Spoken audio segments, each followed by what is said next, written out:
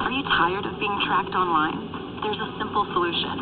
DuckDuckGo. It's an all-in-one privacy app with a built-in private search engine, web browser, one-click data clearing, email protection, and more. All for free. Download the app today and get the most comprehensive privacy protection with the push of a button. DuckDuckGo. Privacy simplified. Ever wonder what it's like to play in an MLB game?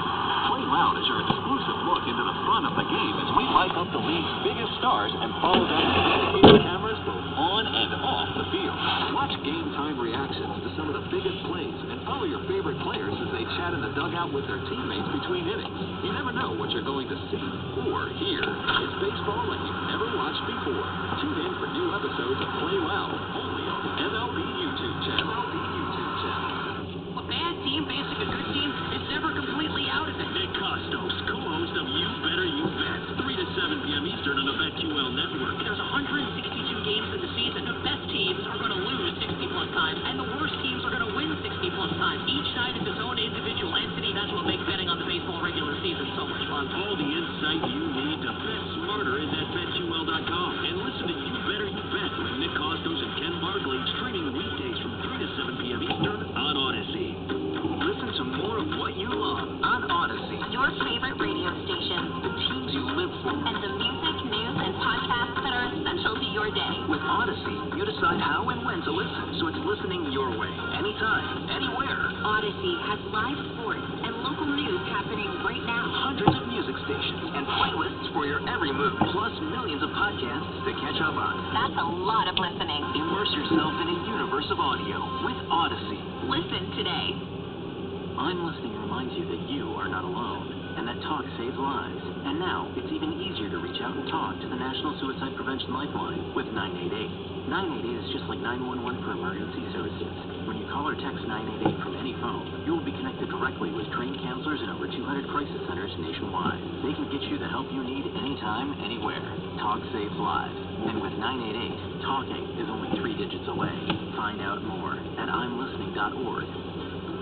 Hey everyone, it's Kenny Mayne, the host of Hey Mayne, the Kenny Mayne Talks to Famous People podcast. Made a list of people we thought would say yes, and most of them did. Not going to call out the others who didn't. Actually, what the others do mainly is don't answer.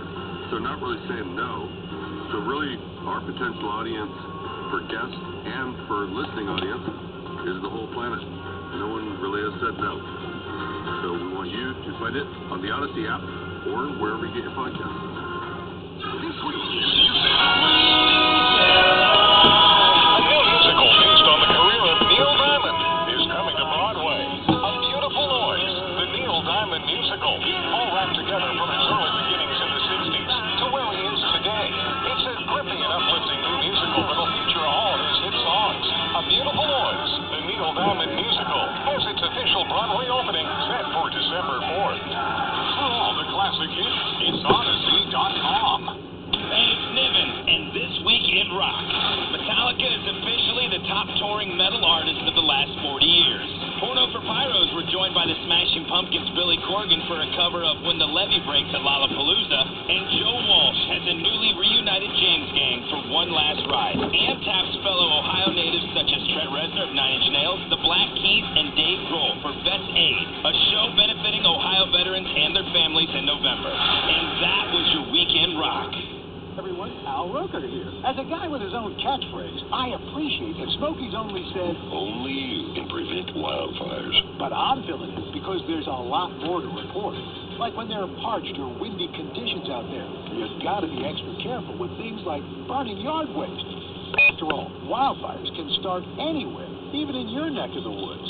Go to SmokeyBear.com to learn more about wildfire prevention. Brought to you by the U.S. Forest Service, your state forester, and the Ad Council.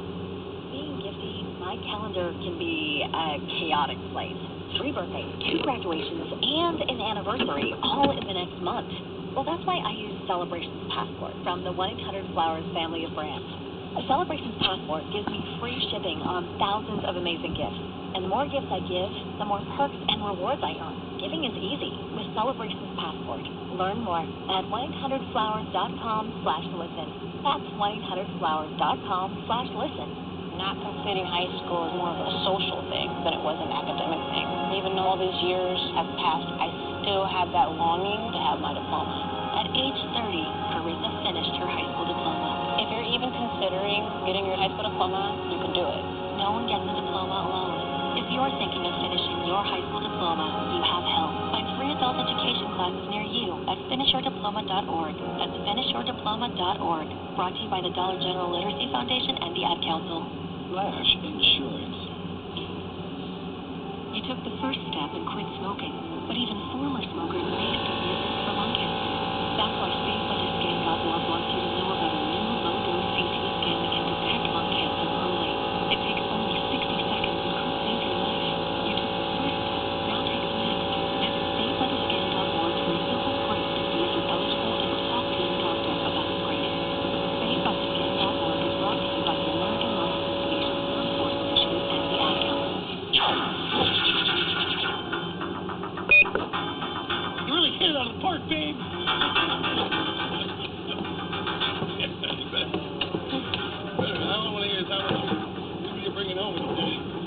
Rough weather, sunshine, high of 87 today, clear tonight, low of 63. And same for tomorrow, sunny and high back up to 90, mid-90s by the weekend. It's 71 now in Lee Summit and 70 in Gardner, KQRC Leavenworth, Kansas City. Is that what you told Mike when he gave you your ring? You really hit it out of the park, babe. No. Can you imagine? It's real good. It's fine. Oh, God. You really hit it out of the park.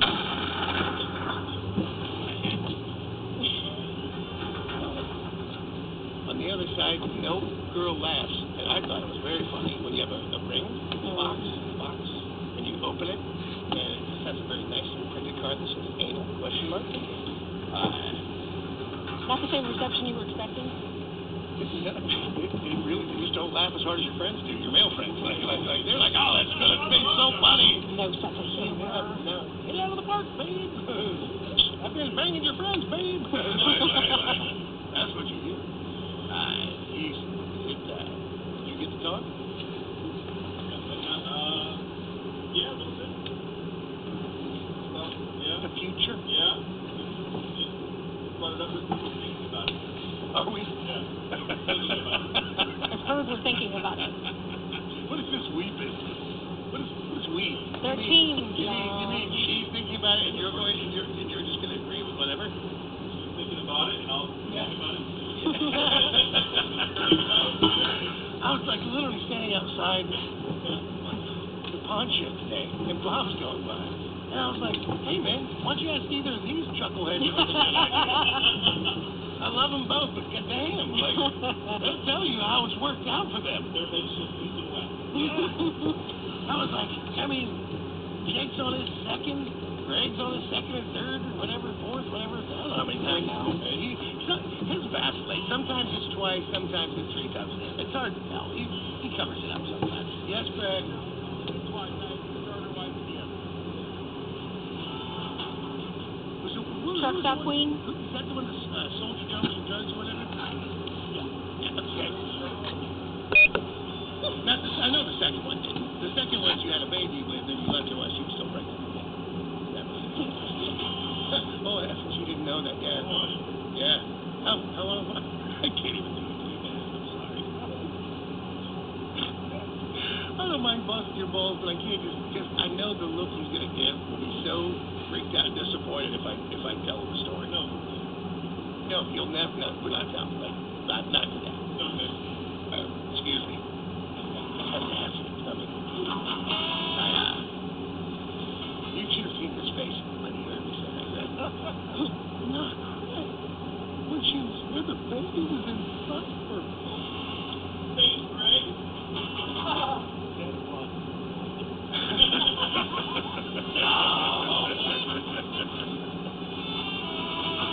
Yeah, I know. All right. We'll talk more about it.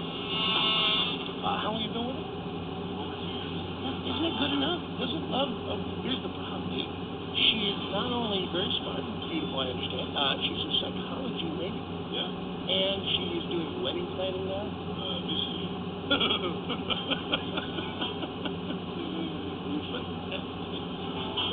If you could just pick out 2 things, like what I would like is a girl to tell me I'm always projecting and break me down mentally. about what I'm doing wrong.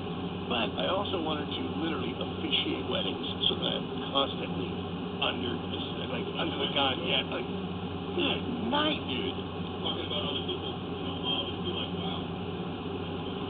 And the only thing missing is that she keeps saying she was multi-orgasmic until she met me.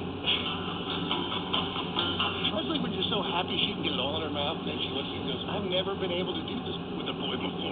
Yeah.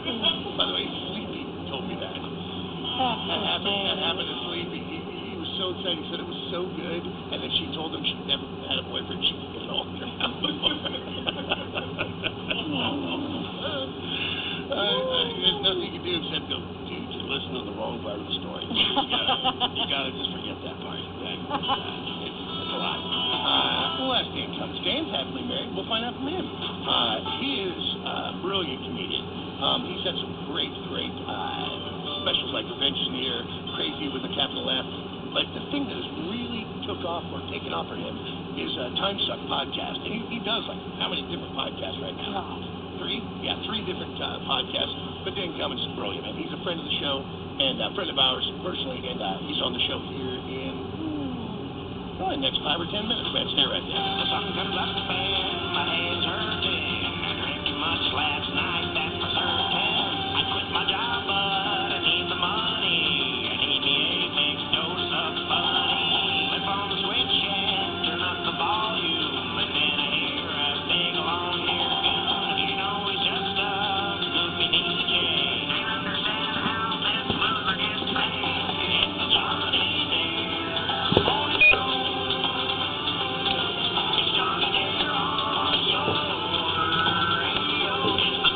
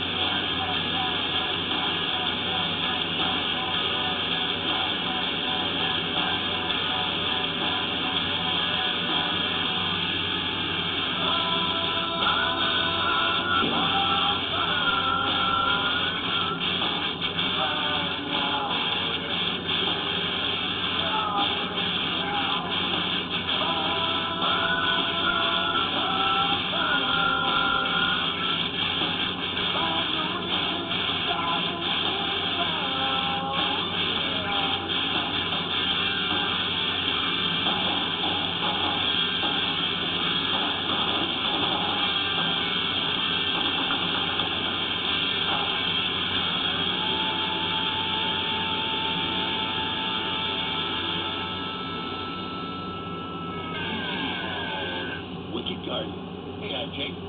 Hello, Jake. If you can hear me in the other room, Jake. Jake. Hello, Jake. Yeah, I was just getting on the phone with Dan. Yeah, I've got covered on the hotline right now. All right, so better for him to go right now. Yes. All right. Sometimes, here's the thing. I'll look in there, I'll be like, Jake, hey, find out if we got time to do news, or Dan would like to go right away. Right. And then I look in there, and they're such good friends. I'm like, you guys having a good, happy conversation? Because Jake's smiling. You all caught up? And I was like, hey, man.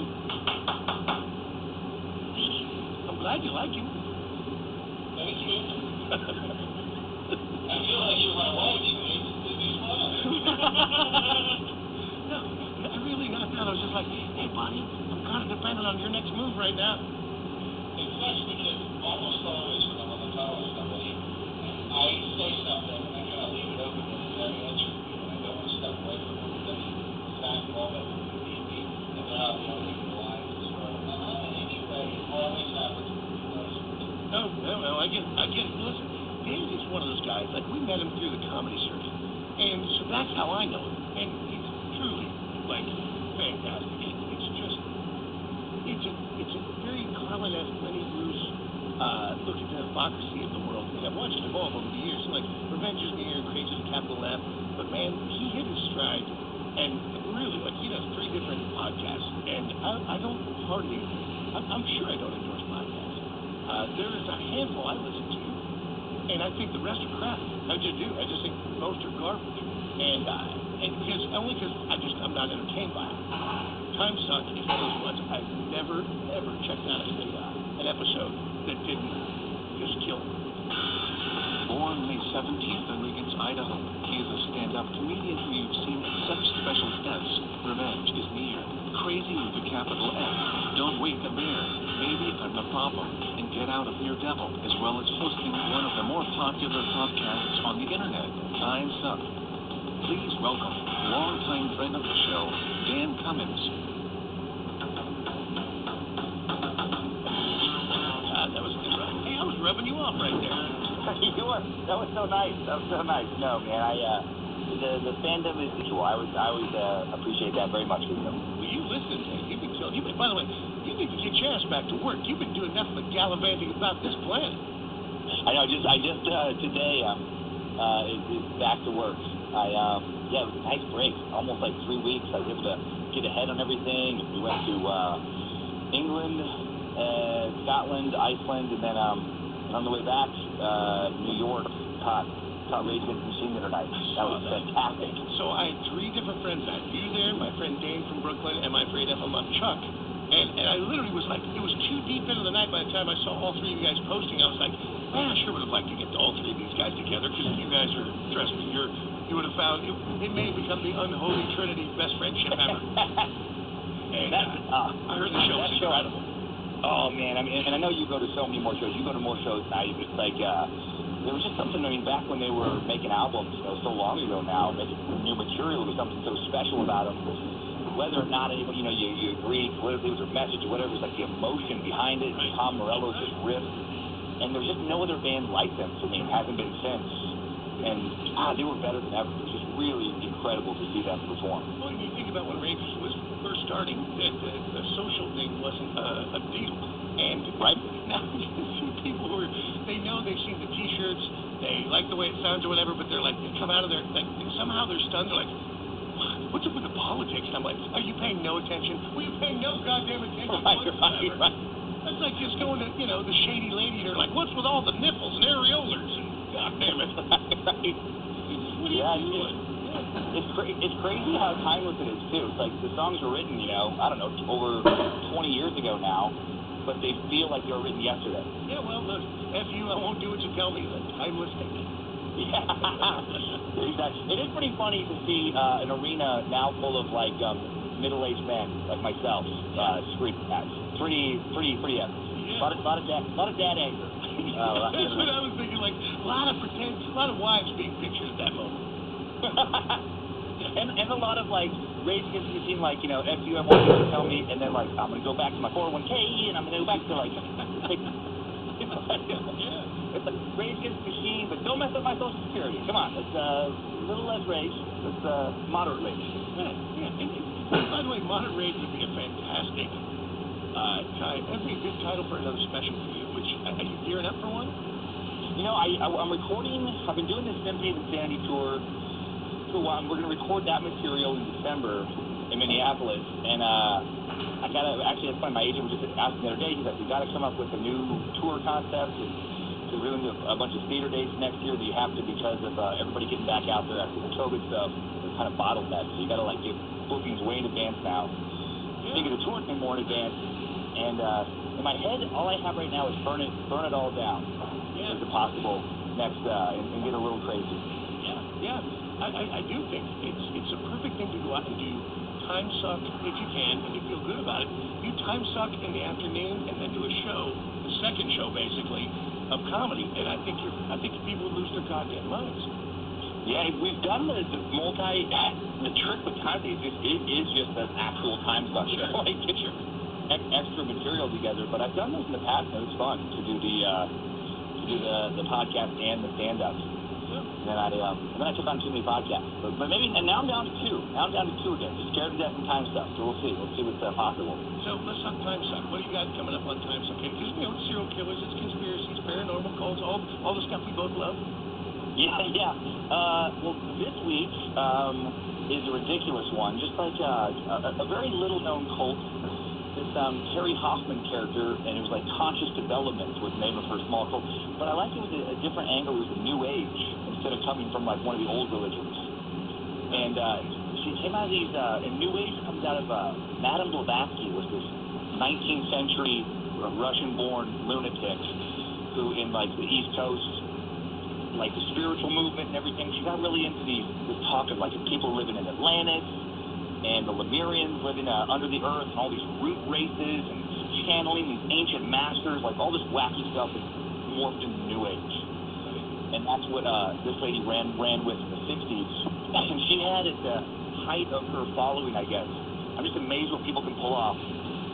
She had intelligent people, like people with like Ivy League education, and all these things, in this like basically like church basement vibe type room, fighting Black Lords, fighting invisible spirit beings from another realm, and with like fake swords and fake shields, and like doing like karate moves, like Napoleon Dynamite, kind of just level of sadness.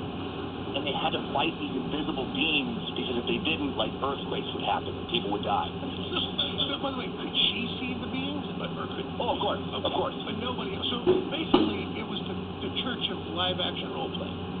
Oh yeah, exactly. It's a bunch of like LARPers and like this weird, but like it's amazing how they can like infect people's minds. Sure. And rather than her thing having this big Jim Jones, Jonestown kind of ending, she did get followers to kill themselves from suicide, but slowly like over many years, and she would convince them to sign all of their will assets over to her, and then take themselves out. She was like a witch. Like she could just worm your way into your head with all this crazy talk, and then get you, and then she never got in trouble. She lived until her older years, and it's just one of those like weird little known stories. And when you dig into details, like, man, how did she convince people of this stuff? Well, that's it. That's always my thought. It's like, well, I mean, again, obviously the most recent thing we've seen is the crazy QAnon bastards, where you're like satanic cannibal pedophiles. I just feel like it was so over the top, and their belief system became so devout so fast. But they're the kind of people that would point and mock the Manson family. And you're like, you don't see how this is all working out, right? Like you literally have no basis for anything you're saying, but you're so goddamn crazy. You completely have been consumed by it. But it was basically brainwashing. Just like we saw in Social Dilemma, the documentary, being fed the same thing over and over again, and then your mind starts to believe, and that's because the whole world believes like you believe. Right, exactly. Yeah, we're seeing that stuff more now. It's not going anytime soon. It can be in religion, it can be in politics, like any kind of belief system. And the internet is really like, you see some of these cult leaders we've studied that were active years ago, if they would have had access to the internet, they would have been much more successful. Actually, Teal Swan is kind of a little rising star in that world of building a little new age cult. But yeah. Here's the new weird one I was reading about the other day.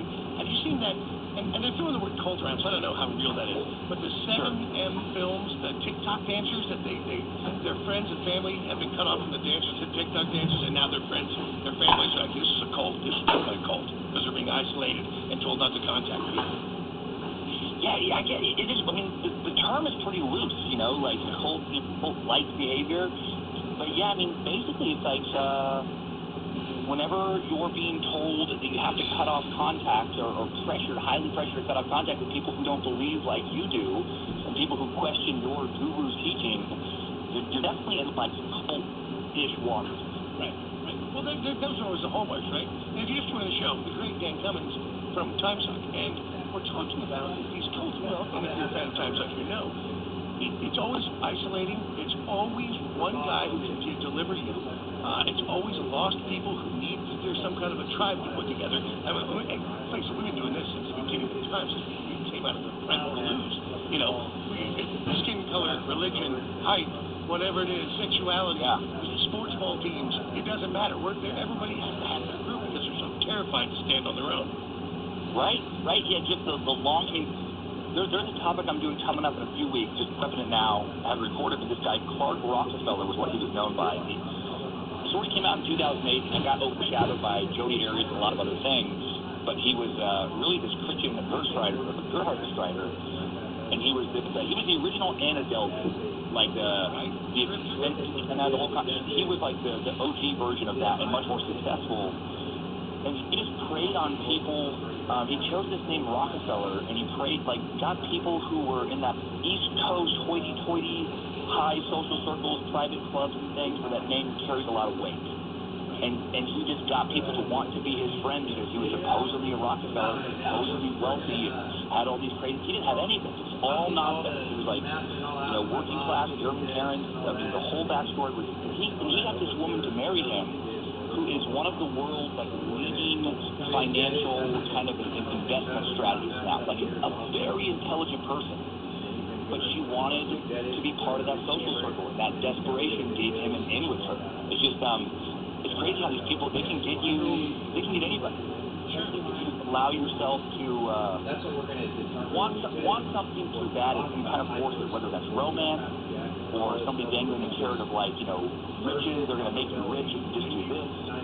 And then spiritual is the big one, because people, when they get a lot of smart people, they get a lot of money, they get romance, they get all that, but they feel empty inside, they want more. And there's this guru with all the answers. Right. We're always looking for the answers. It's going to be a big job, though. The hole that you can never fill with sex, with religion, with drugs, with alcohol. Honestly, I don't know how it's drained this well, this long. There's so much buildup and stuff for us, and I keep going underwater, coming back out. Well, a lot of it's buildup. Once I'm running the camera down through there, I'm knocking that stuff off the side, and the water starts to drain. And and that's the guy to be scared of. We're almost first all with the these easy answer, no matter what it is. Almost. The first is like, oh, get out of here. You don't have to do that workout. I got to take this little, tablet or whatever. It's like that person and all their various forms. Oh, what are you doing with that stock market stuff? I got you. I got this fund. It'll crazy return on your investment. Like, that person always deserves a punch in the face rather than hearing them out. Let's talk killers now. Who's on your list right now? Randy Kraft. Have you heard of him, the scorecard killer? You can let him know that they're talking about fixing it all, getting all this squared away, so this thing will be covered up pretty quick. He had quite the run with bandit killings. I mean, 71 all the way to 83. There's no way we'll leave this one. He's going to give us a proposal, and she might say, yeah, let's wait a year, and then my boss is going to be back and forth back. Or she might say, jetted, do this and that, and go. He got a scorecard that was coded, and they think that they broke it. Oh, we can let it. No, I'm talking. Found it in his car. She might give us approval to start on this. And he finally got caught. Any longer than that, we're going to pull it back. But he would push people out after sexually torturing them in Southern California, like boys and men. You just tell them that he would have them in his car, and then he would push them out as they drove down the freeway, rather than go bury them or try and hide the body. No more. And he got pulled over for DUI. He was driving hammered drunk with a dead guy in the passenger seat that he just killed. I thought you were going to say he got pulled over for litter.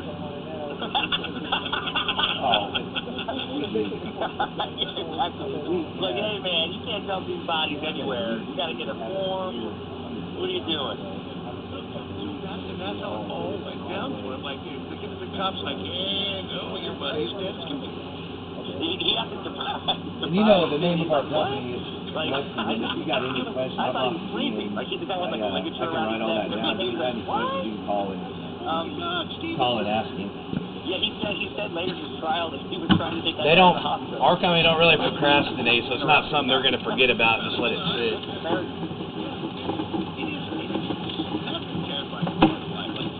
Yeah. Stupid at program. You know, the joiners, the people who do anything. But the thing that does really creep me out in this world is serial killers don't always look like serial killers. That they're the people, the minds of people. Like somebody who's so normal, and you find out later that man, there are people that barely became people all of their lives. They walk among us, cars, and jobs. They go to all the same places and do the same things we do. Yep, this guy had a great job. I mean, everybody was shocked. You know, it's that classic thing of like family, friends. You know, he compartmentalized all get, you know, relationships, long-term relationships, and he would do this stuff.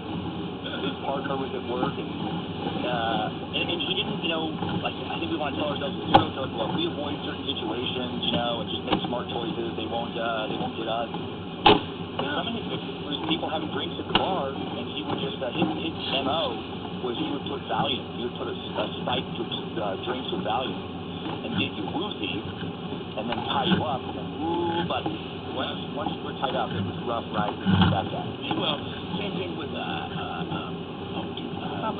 Bordella here. Yeah. That, you know, because that's close to home. I've got super deep into that. Oh yeah. This guy's similar actually. This guy, there's some similarities as far as the sexual torture. I mean, it was just unreal just how heinous it was. He emasculates, I think, is the most what is it, censor-friendly phrase I can use for what he did. He removed genitalia. Mutilate, cut off their penis and testicles. Yep. While he would thing was he wanted to keep them alive for that. Yeah, and he would get really specific. Like I'm fascinated by the weird details where like a lot of guys he removed just their left nipple. Like at what point did he have a bad experience with a left nipple? Yeah, so he's like the right.